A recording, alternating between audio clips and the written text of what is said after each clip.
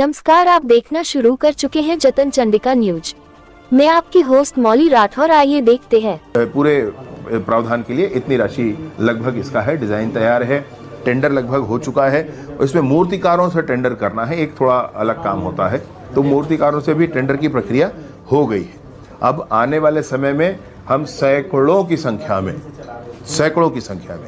गांव में मूर्तियों की स्थापना करेंगे, हमारे शहीदों की मूर्तियों की स्थापना करेंगे। ये बड़ी लंबी मांग थी लोगों की, वो शहीद परिवारों की, वह मांग भी अब की जा रही है। पंचायत विभाग भी अब इसमें आगे बढ़कर के काम कर रहा है, विशेष रूप से नक्सल सरेंडर की दिशा में।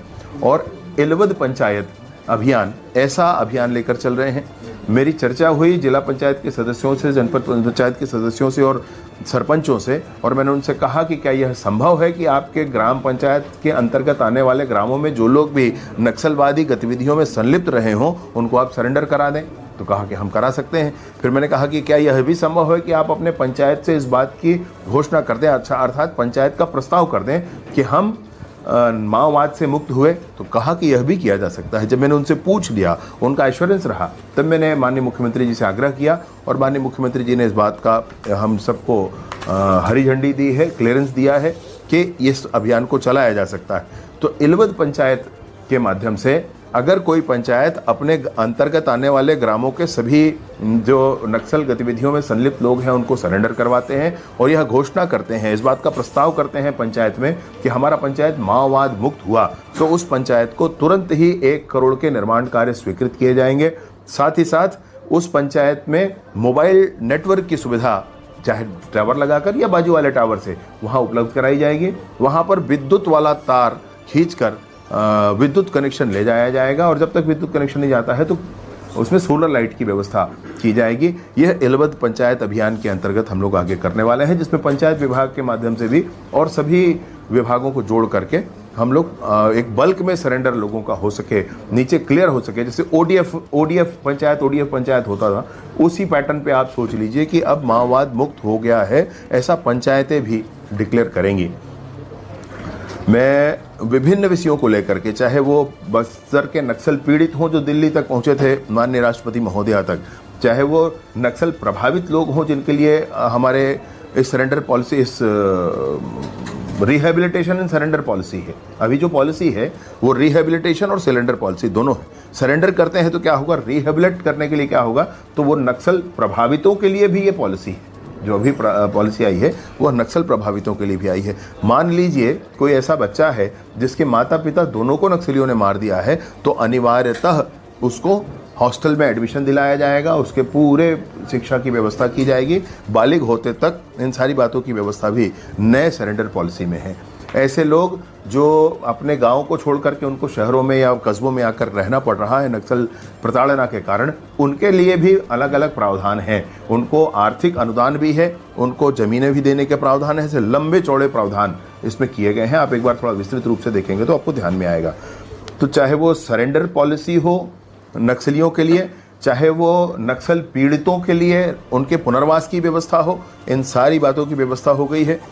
साथ ही साथ पंचायत भी उसमें आगे बढ़ कर के काम कर रहे हैं। आपको अभी ध्यान होगा, बहुत सारे स्थानों पर पहली बार मतदान हुआ है, पहली बार लोगों ने वोट डाला है। अभी नियद नीलानार के 125 पंचायत हैं। हमारे 55 नए कैंप हमारी नई सरकार बनने के बाद खुले हैं, जिसमें नियद नीलानार के क्षेत्र में जो 31 कैंप खुले हैं उसके अंतर्गत 125 पंचायतों को लिया जा रहा है। 125 पंचायत जो लिए गए हैं, उन सारे 125 पंचायतों को मिला करके विभिन्न योजनाओं के अंतर्गत काम किया जा रहा है। तो उसमें विवेकानंद प्रोत्साहन योजना के अंतर्गत उन क्षेत्रों के युवाओं को रायपुर तक ला करके 2 दिनों का एक्सपोजर विजिट भी उन सबका किया जा रहा है, जिसमें वो इंटरेक्शन करते हैं। आपको ध्यान आएगा, जब वो यहाँ आते हैं आप उनसे पूछेंगे तो वो बच्चे कभी जगदलपुर नहीं आए हैं, कभी रायपुर नहीं आए हैं, कभी टीवी नहीं देखे। मैंने विचित्र स्थिति है भाई, उन गाँवों को आज तक बंधक बनाकर रखा है माओवादियों ने।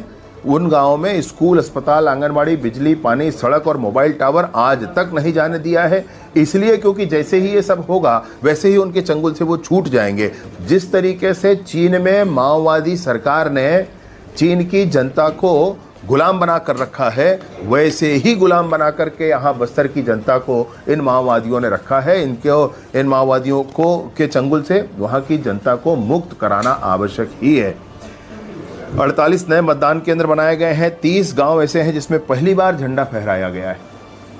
26 जनवरी और उसके बाद ये भी 15 अगस्त को आपको ध्यान होगा, अभी 26 जनवरी को फिर से पहली बार झंडा फहराया गया है, जहां भारत का संविधान विस्तारित हुआ है। भारत के संविधान को रोक करके वो अपने संविधान को बनाने की कोशिश कर रहे थे, परंतु भारत का झंडा, भारत का ध्वज अब वहां फहराया है। बस्तर ओलंपिक में 1,65,000 युवाओं ने भाग लिया था बस्तर के। और अभी बस्तर ओलंपिक में विशेषता थी, 3 बातों की आपसे बताना चाहता हूं। पहला ये कि उसमें नक्सल पीड़ित जो थे, जिनको नक्सली आईडी ब्लास्ट से, नक्सली गोली लगने से जो जीवन भर के लिए दिव्यांग हो गए थे, उन्होंने भी बस्तर ओलंपिक में भी भाग लिया था, वो भी दौड़ लगाए थे। वो उनका तो वो था, व्हील चेयर दौड़ था। फिर नक्सल सरेंडर्ड जो थे, जो सरेंडर होकर के वापस मुख्यधारा में आए, उनका भी वो खेल था और युवाओं का भी खेल था। ऐसे 3 अभियान थे। इसके साथ ही साथ बस्तर ओलंपिक के समय जब तेलंगाना, उड़ीसा, महाराष्ट्र, मध्य प्रदेश और असम, इन सभी राज्यों से वो लोग जिन्होंने सरेंडर किया है और सरेंडर करके आज वो मुख्यधारा में है, वो लोग जब आए थे तो उनके माध्यम से पूरे बस्तर में उनका भ्रमण हुआ था 3 दिनों तक। और उन्होंने सबको बताया था कि हम स्वयं भी पहले बंदूक लेकर जंगलों में घूमा करते थे, निरर्थक था सब कुछ। अब हम लोग मुख्यधारा में आए हैं और मुख्यधारा में पूरी जनता के साथ मिलकर चल रहे हैं। ऐसे भी अभियान वहाँ पर उस समय बस्तर ओलंपिक में किए गए थे। अभी वर्तमान में बस्तर पंडुम चल रहा है। बस्तर में 2 चीज़ें प्रिय हैं सबके बीच में, मुझे ध्यान आया है। एक तो ये है खेल उनको प्रिय है, तो बस्तर ओलंपिक किया गया, और दूसरा उनको अपनी संस्कृति से बड़ा प्रेम है। विशेष रूप से आप सभी से मैं कुछ विषय रखना चाहता हूँ, और वो ये है कि कल हुए जो नक्सल विरोधी ऑपरेशन है, जिसमें सर्च ऑपरेशन चल रहा था, हमारे DRG, Bijapur DRG, STF, DRG Sukma, Bastar fighter, cobra और सीआरपीएफ, ये सभी संस्थाओं के जवान मिलकर के सर्च ऑपरेशन में थे। कल सुबह 7 बजे से फायरिंग शुरू हुआ था गंगालूर क्षेत्र में, बीजापुर में, जो कि धुर नक्सल प्रभावित ही माना जाता है। और वहाँ पर ये फायरिंग शुरू होने के बाद दोपहर शाम तक बड़ी स्पष्टता के साथ समाचार आई कि 26 नक्सली इसमें मारे गए हैं और उनके शव भी बरामद किए गए हैं। शिनाख्ती का काम आज और कल में पूर्ण किया जाएगा। उनमें कितने के इनाम है, कितने नक्सली उसमें हैं, इन सारी चीज़ों को ये निर्धारित किया जाएगा। साथ ही साथ 4 नक्सली और भी हमारे कांकेर के ऑपरेशन में, जिसमें डीआरजी कांकेर, बस्तर फाइटर्स और बीएसएफ के जवान संयुक्त रूप से काम कर रहे थे। तो कांकेर और नारायणपुर के बॉर्डर एरिया में एक ये ऑपरेशन हुआ जिसमें 4 और लोग मारे गए। इस तरीके से बड़ी उपलब्धि जो नक्सल प्रभावित नक्सल ऑपरेशन के लिए मिली, वो 30 नक्सली कल मारे गए हैं। ये हम सबके बीच में ध्यान आया है। मैं इसके लिए विशेष रूप से AK-47 SLR, इंसास राइफल और 303 रॉकेट लॉन्चर, BGL लॉन्चर समेत अनेक तरह के विस्फोटक आदि भी इस पूरी प्रक्रिया में बरामद हुए हैं। TCOC के समय को उचित समझ करके एक मीटिंग अरेंज किया गया था, जिसमें इनको घेरा गया और ये संघर्ष के दौरान इन्होंने फायरिंग की, और फायरिंग करते जब इन्होंने की तो जवाबी फायरिंग में इनकी मृत्यु हुई। तो इन नक्सलियों के इस बीजापुर में विशेष रूप से इस मृत्यु के उपरांत बहुत बड़ी सफलता हमारे जवानों को मिली है। मैं विशेष रूप से इन सारी बातों के साथ साथ आपको और कुछ बातें बताना चाहता हूं कि 25 वर्षों से जब हम पामेड़ जा रहे थे, बीजापुर से पामेड़ जाया जाता था, अभी विगत 25 वर्षों से बीजापुर से पामेड़ जब जाते थे तो तेलंगाना से होकर जाना पड़ता था।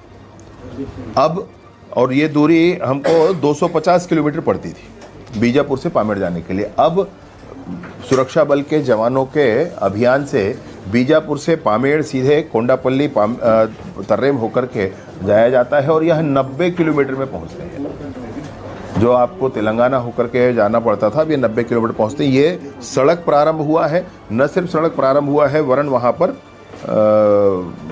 बस भी चलना प्रारंभ हो गई। सुबह से प्रत्येक दिन ये बस चलती है। लोगों में बड़ा सुकून है इस विषय को लेकर के। आपको कुछ और ऐसी ही जानकारियां मैं विशेष रूप से देना चाहूँगा। गारपा, कल नारायणपुर के युवा आए थे, आज एक और ज़िले के युवा यहाँ आएंगे। कल नारायणपुर के युवा आए थे, उनसे भी मैंने बात भी की और वैसे भी पुराना रिपोर्ट इसमें है। 25 वर्षों से गारपा नामक स्थान पे जो साप्ताहिक बाजार लगता था वो बंद था। अभी वो साप्ताहिक बाजार भी वहाँ पे प्रारंभ हुआ है। यहाँ पर पुजारी कांकेर और कोंडापल्ली, विशेष रूप से पुजारी कांकेर का नाम किस तरीके से पुअर्ती जैसे लिया जाता था कि बड़ा ही गढ़ है नक्सलियों का, इस पुजारी कांकेर में भी साप्ताहिक बाजार प्रारंभ हो गया है, लोगों का आना जाना प्रारंभ हो गया है। कोंडापल्ली में भी साप्ताहिक बाजार प्रारंभ हुआ है, आना जाना प्रारंभ हुआ है। नारायणपुर से मसपुर, बीजापुर से पामेड़, दंतेवाड़ा से अरनपुर, जगरगुंडा, यहाँ तक बस सेवाएं भी सुचारू रूप से अब चल रही हैं, बस सेवाएं भी प्रारंभ हो गई हैं। मोबाइल टावर 577 मोबाइल टावर लगाए गए हैं और जितने आवश्यक होंगे वो सारे मोबाइल टावर वहां लगाने का प्रावधान हमारे पास अब है। साथ ही साथ नारायणपुर के मसपुर में, कस्तूरबेटा में, इरकाभट्टी में, ऐसे ही बीजापुर के गुंडम में, मुतवंडी में और धर्मावरम में, सुकमा के टेकलगुड़म में और बेदरे में, इन सभी स्थानों पर जो आप, ये सभी नाम आपको ध्यान में होंगे। टेकलगुड़म का नाम आपको 2021-22 से ध्यान में होगा, बेदरे का नाम आपको ध्यान में होगा और कस्तूरबेटा का नाम आपको ध्यान में होगा। गुंडेम का नाम अभी ध्यान में होगा, माननीय अमित शाह जी का वहाँ प्रवास हुआ था, उन्होंने कहा था कि मैं यहाँ पर मोबाइल टावर आपको लगा कर देता हूँ। इन सारे स्थानों पर मोबाइल टावर लगकर प्रारंभ हो गया है। साथ ही साथ आपको यह भी बताना चाहता हूँ कि नई जो नीति, सरेंडर नीति थी, उसका भी अनुमोदन मंत्रिमंडल से हो चुका है और उस अनुमोदन के उपरांत ऐसे लोग, एक समिति जो जिले स्तर पर बनी है, वो जिले स्तर की समिति इस बात का निर्धारण करेगी कि ये जो नक्सली कह करके आ रहे हैं, सरेंडर कर रहे हैं, ये वस्तुतः वो ही है कि नहीं है, इसका निर्धारण करने के लिए, इसका चेक करने के लिए एक समिति का गठन प्रत्येक जिले में है। अब जब वो ऐसा करेंगे तो जब ये निर्धारित हो जाएगा कि ये व्यक्ति नक्सल ही है और आकर के आज सरेंडर कर रहा है, तो 3 वर्षों तक उसके रहने की व्यवस्था फ्री होगी, भोजन की व्यवस्था फ्री होगी, प्रत्येक माह 10,000 रुपया उसको दिया जाएगा, उसका स्किल डेवलपमेंट किया जाएगा, उसके लिए ज़मीन दी जाएगी, उसको प्रधानमंत्री आवास दिया जाएगा, उसके ऊपर की गई इनाम की राशि उसको दी जाएगी, वो जो हथियार लेकर आएगा वो राशि भी उसको मिलेगी। अगर बल्क में सरेंडर करते हैं तो इनाम की राशि डबल हो जाएगी। और ऐसे बहुत सारे प्रावधान उनके, अगर वो पति पत्नी हैं तो क्या होगा, अगर उनके बच्चे हैं तो क्या होगा, इन सारी चीज़ों का एक प्रावधान इसमें दिया गया है। देश का सर्वश्रेष्ठ मैं कहता हूँ सरेंडर पॉलिसी अभी है। बहुत अधिक आगे बढ़कर माननीय मुख्यमंत्री जी ने, माननीय अमित शाह जी के मार्गदर्शन में इसका अनुमोदन किया है और ये सरेंडर पॉलिसी लागू होने के बाद मैं सोचता हूँ कि सरेंडर की संख्या और भी आगे बढ़ेगी। इसके साथ ही साथ आपको 1-2 बातें और बताना चाहता हूँ। जैसे हमारे जितने भी शहीद परिवार थे, उनकी विभिन्न मांगें थी, उनकी सुनवाई का विषय, तो हर महीने के दूसरे बुधवार को या तीसरे बुधवार को ये आईजी रेंज पर सुनवाई हर जगह निर्धारित कर दी गई है। ये निर्धारित रूप से उस पर बैठेंगे, उस दिन सुनेंगे। उनकी मांग थी कि हमारे जो शहीद हुए हैं हमारे फैमिली मेंबर, उनकी मूर्ति लगाई जाए। तो वीर बलिदानी इस योजना के अंतर्गत हम लोग 10 करोड़ रुपया अभी पंचायत विभाग के माध्यम से दिया गया है और 10 करोड़ से अभी प्रारंभिक तौर पर लगभग मैं सोचता हूँ 500-600 मूर्तियाँ हम प्रारंभिक तौर पर लगाएंगे। 3 लाख रुपए से कुछ 3,03,000 कुछ अधिक ये करके इसका टोटल है। उसका स्टेज पूरा, उनको अपनी संस्कृति से बड़ा प्रेम है, तो उनकी संस्कृति में उनका पहरावा क्या है, गहने क्या हैं, वाद्यंत्र क्या है, गीत क्या है, उनके संगीत कैसे हैं, उनके नाट्य कैसे हैं, उनके भोजन कैसे हैं, पेय पदार्थ कैसे हैं, इन सारे विषयों को लेकर के कैसे इसको उभार करके सबके बीच में लाया जा सकता है, इसके लिए बस्तर पंडुम, पंडुम मतलब कार्निवाल, बस्तर कार्निवाल आप कह सकते हैं, बस्तर पंडुम का आयोजन वहाँ किया जा रहा है, अभी चल ही रहा है और अप्रैल महीने में 1, 2 और 3 तारीख को बड़ा आयोजन वहाँ पर है। बड़े डोम लगा करके बस्तर के इन सारे विषयों को पूरी देश दुनिया के सामने ला करके रखा जाएगा। बस्तर की अद्भुत संस्कृति है, अद्भुत संस्कृति है, उसको सबके बीच में रखा जाएगा, जिसमें बस्तर के जितने मांझी हैं, 85 लगभग मांझी हैं बस्तर में, उन सब मांझियों को भी उसमें आमंत्रित किया गया है। बस्तर के अन्य गणमान्य लोग भी आएंगे, बस्तर में कितने पद्मश्री प्राप्त लोग हैं वह भी उसमें आएंगे। ऐसे सारे लोगों को बुला करके बस्तर पंडुम का आयोजन किया जा रहा है। इन सारे अभियानों के साथ मैं सोचता हूँ कि जब संस्कृति के क्षेत्र में भी काम हो रहा है, युवाओं के भी क्षेत्र में काम हो रहा है, अभी जितने युवा आते हैं यहाँ पे मैं पहला प्रश्न पूछता हूँ कि क्या नक्सलवाद समाप्त होना चाहिए? एक स्वर में सब कहते हैं कि नक्सलवाद समाप्त होना चाहिए, एक स्वर में कहते हैं। पामेड़ के बच्चे कहते हैं, तर्रेम के बच्चे कहते हैं कि नक्सलवाद समाप्त होना चाहिए। तो कौन चाहता है इस नक्सलवाद को?